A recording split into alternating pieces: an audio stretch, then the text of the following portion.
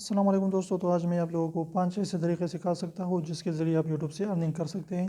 तो number first जो है वो तो सबको पता है कि आप अपने चैनल को मोनेटाइज कर सकते हैं और इस तरीके से आप जो है यूट्यूब से अर्निंग कर सकते हैं।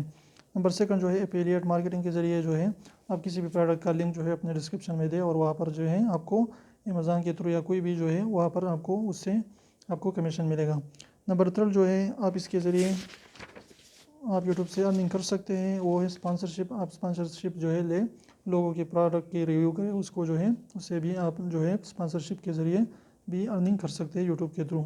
इसके अलावा जो है आप सेल प्रोडक्ट यानी अपने ख़ुद के प्रोडक्ट जो है वो बेच सकते हैं यूट्यूब के ज़रिए और इससे भी जो है आप अर्निंग कर सकते हैं। तो ये कई तरीके, इसके अलावा भी कई तरीके हैं जो आप यूट्यूब से अर्निंग कर सकते हैं।